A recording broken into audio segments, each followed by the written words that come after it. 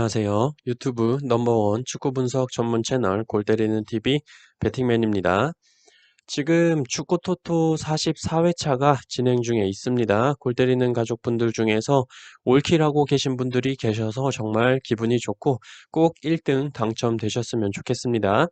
그리고 지난 43회차 제가 국내 리그 너무 많이 틀려서 죄송하다고 지난번 영상에서 말씀을 드렸는데 또 특정 채널 언급을 하면서 그 채널은 뭐 많이 틀리면 아무런 언급도 없이 맨날 영상만 많이 올린다고 또 비난글을 또 댓글로 달아주셔가지고 바로 삭제를 하긴 했는데 지난번에 말씀을 드렸듯이 그 특정 채널에 대한 비난을 제 채널에서 하셔도 의미가 없습니다.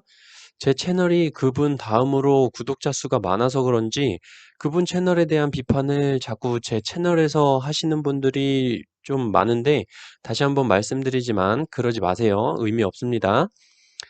자, 본론으로 돌아와서 주중에 들어온 챔피언스 리그 경기로 이루어진 44회차는 이제 떠나갔다고 생각을 하고 이제 돌아오는 축구토토 승무패 45회차 준비를 해야 된다고 생각을 합니다. 그래서 오늘 K리그 1에서 6경기, K리그 2에서 1경기, 총 7경기 간단하게 골 때리는 가족분들께 말씀을 드려보려고 합니다. 제가 골대법으로 폴더수 줄이기 계산을 할 때 오즈 포탈을 이용해서 해외 배당을 파악을 해서 그 결과들로 골대법 계산을 하는데 얼마 전부터 국내 리그 같은 경우에 배당이 오즈 포탈에 굉장히 늦게 떠서 골대법 계산을 미리 할 수가 없습니다. 혹시라도 해외 배당 미리 볼 수 있는 오즈 포탈 같은 종류의 사이트 좋은 곳이 있으면 좀 추천 좀 부탁드리겠습니다. 그리고 골 때리는 가족분들도 많이 사용들 하시고 계실 텐데 토토캔이 아마 11월 8일 이후부터 유료화가 될 것으로 보입니다.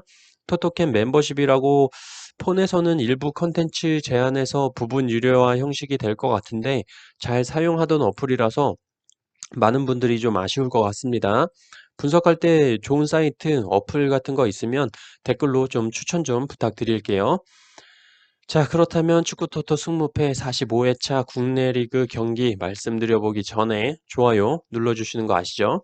좋아요 눌러주시고 처음 보시는 분들께서는 구독 누르고 좋아요 눌러주시면 감사하겠습니다.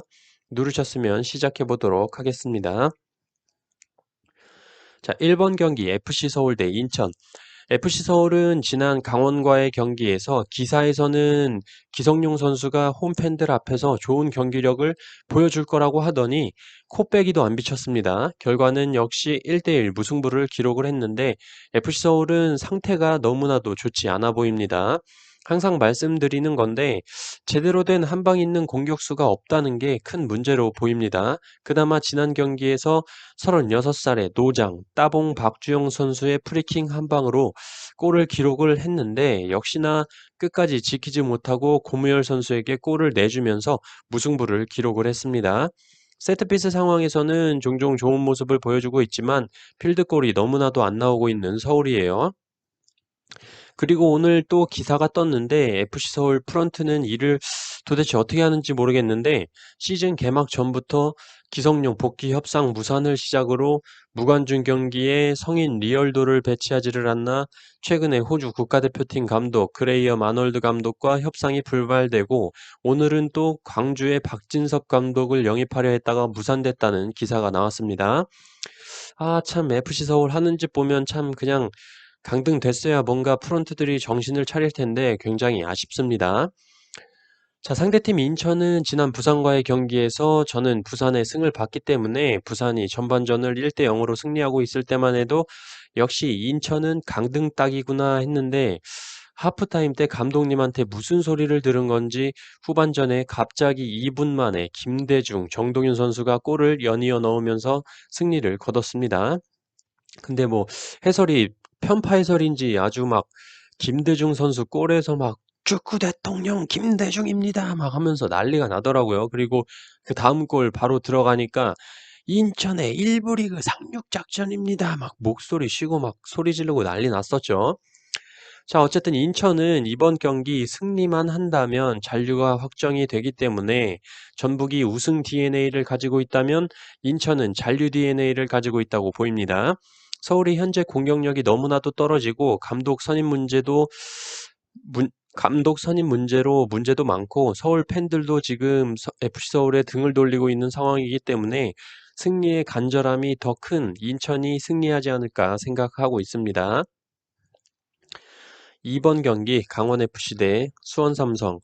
강원FC는 FC서울과 무승부를 거두면서 리그 7위를 확정을 지었습니다. 고무열 선수가 득점을 기록하면서 무승부를 거뒀고 FC서울과의 경기에서 경고 누적으로 나오지 못한 이현식 선수가 이번 경기에는 복귀를 할 것으로 보입니다.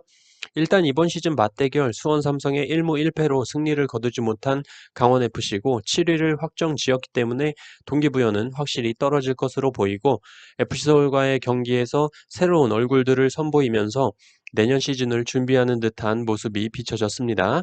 정지용 선수가 그렇다고 보이고 이번 경기에서도 뭔가 새로운 선수들을 조금 테스트해보지 않을까 생각이 들고 있어요. 반대로 수원 삼성은 지난 경기에서 성남의 김건희 선수의 선제골에도 불구하고 토미 선수에게 페널티킥을 내주면서 역전패를 당했습니다. 분위기는 좋지 않겠지만 그래도 주요 자원들의 이탈이 별로 없기 때문에 헨리, 주축의 수비는 안정적이라고 보이고 중원에서의 고승범, 한석종 선수의 활동량도 좋다고 생각을 하고 마무리적인 측면에서만 좀 다듬어지면 좋을 것 같은데 타가트 선수가 기복이 너무 큰 것 같은 느낌이 들어요. 이 경기 양팀 모두 큰 동기부여 없이 리그의 마지막 경기를 부상 없이 잘 마치고 싶어 하지 않을까 생각이 들고 강원의 선수 로테이션과 맞대결 전적에서 이긴 적이 없다는 걸 볼 때 일단 수원 사이드로 생각을 해야 하지 않을까 싶습니다. 3번 경기 성남 대 부산. 자, 이 경기 굉장히 중요하죠. 지난 경기에서 성남이 수원의 승리를 이끌어내면서 부산과 승점 25점 동점이지만 다득점에 밀려 10위는 부산, 11위는 성남, 12위는 인천이 승점 24점으로 꼴찌를 기록 중입니다. 일단 이 세 팀 중에서 승리하는 팀은 무조건 잔류가 확정이 됩니다. 인천이 FC서울의 승리를 할 경우 승점 27점으로 부산 대 성남전 결과가 승패로 갈릴 경우 승리팀은 28점, 패배팀은 25점이 되겠죠. 그렇기 때문에 이기는 팀은 잔류를 하지만 패하는 쪽은 인천의 경기 결과에 따라서 운명이 갈리게 됩니다. 반대로 인천이 FC서울에 패배를 한다면 성남과 부산의 경기는 결과에 상관없이 모두 잔류를 하게 됩니다. 또한 가장 복잡한 시나리오는 부산과 성남전에서 승패가 갈리고 인천이 무승부를 거두는 경우인데 이렇게 되면 부산과 성남 경기에서 패배한 팀과 승점이 같아지면서 다득점으로 최하위를 가리게 되기 때문에 최대한 많은 골을 기록을 해야 한다고 보입니다. 뭐 어쨌든 다 제끼고 이 경기 부산은 무승부만 거둬도 잔류를 확정할 수가 있기 때문에 조금 더 유리하다고 보이지만 이런 안일한 생각이 지난 인천전에 있었기 때문에 역전패를 당했다고 보이고 수비 집중력이 현저히 떨어지는 모습이었습니다. 부산이 클리어링을 제대로 못하더라고요. 또한 공격에서 이정엽 선수는 결정력이 거의 미쳐 있다라고 보입니다. 골을 못 넣어요. 허리 부상 이후에 살아나지 못하는 모습을 보여주고 있습니다. 그나마 이동준 하나 믿을만 하지만 이동준 선수도 좀 기복이 큰 선수라고 보여집니다. 저는 이 경기 성남이 그나마 수비적인 부분에서 부산보다 탄탄하다고 생각이 들고 최근 나상호 선수의 골 결정력이 굉장히 좋기 때문에 한번 믿어봐도 되지 않을까 생각이 들고 토미 선수 또한 폼이 괜찮아 보이고 마지막 홈 경기이기 때문에 홈팬들 앞에서 강등 매치에서 패배를 할 것 같아 보이진 않습니다. 저는 그래서 일단 부산의 승은 없다고 보고 있습니다. 7번 경기 제주 대 서울 이랜드.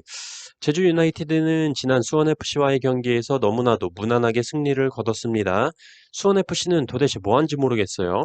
어쨌든 제주 유나이티드는 1부 리그 승격을 눈앞에 두고 있다고 해도 과언이 아닙니다. 승점 54점으로 1위를 지키고 있고 2위는 수원FC로 남은 두 경기 모두 승리를 해야 제주와 승점이 같아져서 다득점을 봐야 하는 상황이 오겠지만 제주가 남은 두 경기를 모두 패배하기는 힘들다라고 보여집니다.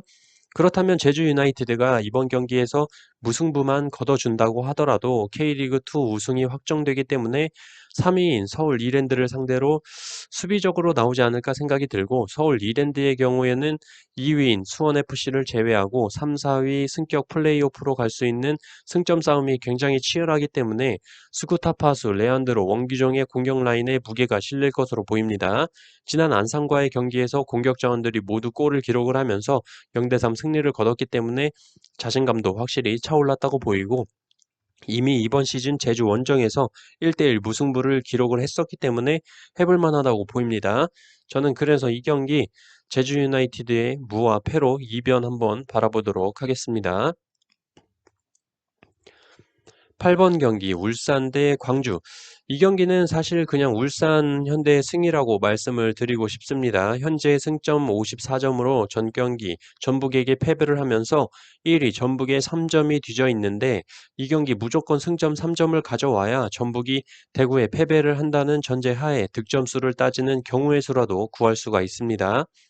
전 경기에서 윤빛가람의 프리킥 두 방이 골대를 가격을 하면서 윤빛가람 선수가 카메라에 잡혔는데, 자신도 좀 안 풀리는 게 황당했는지 머리를 쓸어 넘기면서 아우 씨발 진짜 라고 하는 게 보였는데, 그 울분을 이 경기에서 풀어내지 않을까 생각이 들고, 사실 광주가 현재 동기부여가 없기 때문에 원정에서 울산을 상대로 비기거나 승리할 거라고는 생각이 들지 않습니다. 이 경기 울산 현대의 단통 승리 예상합니다. 9번 경기 전북 대 대구. 전북 현대는 이 경기 패배하지만 않는다면 리그 우승을 할 수가 있습니다. 지난 경기에서 나왔던 것처럼 멤버만 그대로 나온다면 단통승으로 가겠지만, 지금 전북 현대가 무승부만 해도 우승을 하는 상황이고, 레전드 이동국 선수가 은퇴를 하는 마지막 경기로 대구FC와의 경기에 출전을 할 것으로 예상이 되고 있어서 초반부터 승기를 확실히 잡은 다음에 후반전에 이동국 선수의 은퇴 기념 출전이 예상이 됩니다. 그리고 잠깐 생각나서 그런데, 지난 울산과의 경기에서 손준호 선수의 클래스는 와 거의 미쳤죠. 울산의 공을 다 끊어먹는데 진짜 전북이 제대로 된 선발 라인업으로 정신무장을 하고 나오면 이길 팀이 없겠구나 생각을 했습니다. 기본적으로 이번 시즌 대구만 만났다 하면 항상 멀티골을 기록을 하면서 승리를 했던 전북이고, 대구FC는 에드가 선수가 지속적으로 출전을 하지 못하고 있고 정승원 선수가 추가적으로 출전하지 못할 것으로 보이는데, 완전체인 전북을 상대로 정승원의 공백은 클 것으로 보입니다.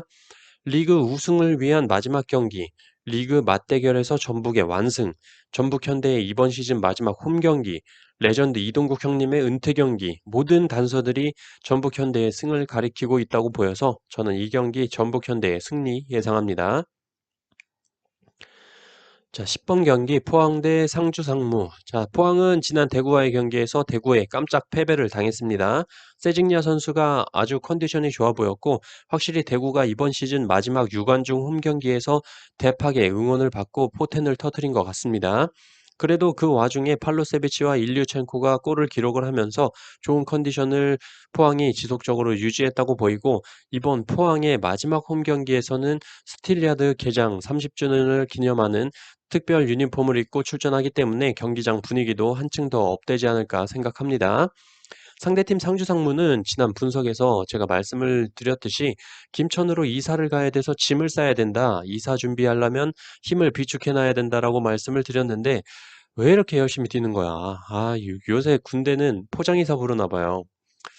아, 그리고 박지민 골키퍼의 선방이 엄청 났죠. 그래서 FC 서울에서 미친 개로 불렸던 박동진 선수, 지금은 군견으로 불리죠. 군견의 골로 광주를 상대로 0대1 승리를 거뒀습니다. 자, 이제는 진짜 김천으로 이사를 가야 할 타이밍이라고 보이는데, 문제는 상주 상무에서 11월 22일 전역 예정인 김민혁, 박세진, 배재우, 송승민 같은 주전 선수들이 상무에서의 마지막 경기를 최고의 모습을 보여주고 전역하겠다고 하고 있는 상황이라 뭔가 동기부여가 확실히 있는 상황입니다. 이번 시즌 만났다 하면 난타전을 보여주면서 2대4, 4대3, 물론 상주 상무가 계속 패배를 하긴 했지만 좋은 경기력을 보여줬고, 일요일 K1 경기가 전북, 울산, 포항 세 경기가 모두 정배가 들어올 거라고는 생각이 안 들고 있기 때문에 포항에서 이변으로 좀 꺾어주는 게 낫지 않나 생각합니다. 추후에 투표율을 보고 결정해 보도록 하겠습니다. 자, 이렇게 간단하게 축구토토 승무패 45회차 국내 리그 7경기에 대해서 말씀을 드렸습니다. 오늘은 정확하게 어느 팀 승무패다라고는 아직 말씀드리기는 그렇고 투표율이라든지 결장자라든지 추가적인 뉴스 소식 같은 걸 더 보고 판단을 해야 할 것 같습니다. 지금 축구토토 승무패 44회차 올킬 중이신 분들 꼭 1등 하셨으면 좋겠고 저는 축구토토 45회차 최종 분석 및 최종 픽으로 금요일 밤 골 때리는 가족분들 찾아뵙도록 하겠습니다. 이상입니다.